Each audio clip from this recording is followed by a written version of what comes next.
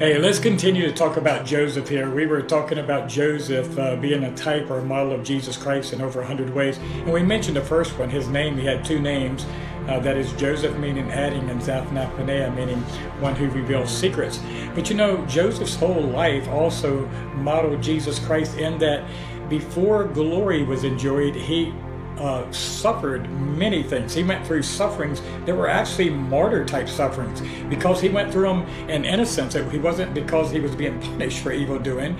He was suffering because of the good things he was doing. So we already mentioned about his name being one way he was like Jesus Christ, but I wanted to mention a couple others, and we'll take on maybe the first 5 or 6. So Joseph by occupation was a shepherd, you know, and Jesus is the great shepherd of the sheep.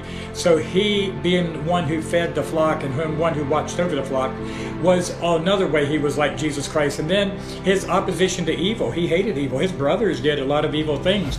But you know, Joseph would go out among his brothers, and his father would send him out at times. And don't forget, he's so loved by his father. And he goes out, and when he sees the things they do, he would come back and give the evil report. Even though coming back and doing like his father said, see how your brothers are doing, how they fare.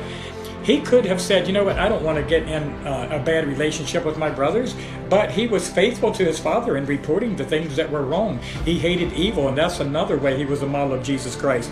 And then also his father's love. His father loved him above all.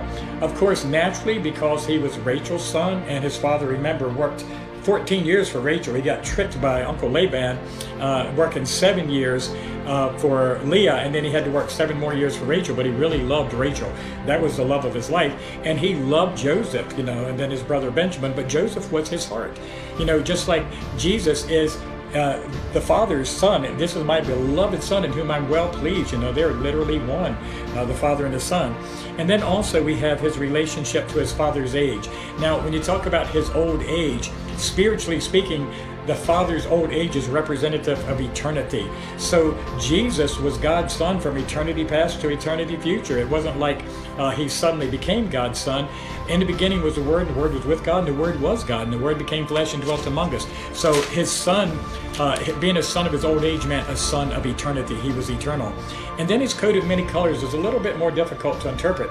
But if you look at Judges 5 and also 2 Samuel 13, it talks about the royal virgins and the royal children wearing a coat of divers colors, of many colors. So this is another way that it shows his royalty, that he is a King of Kings, that he is the son of the King God.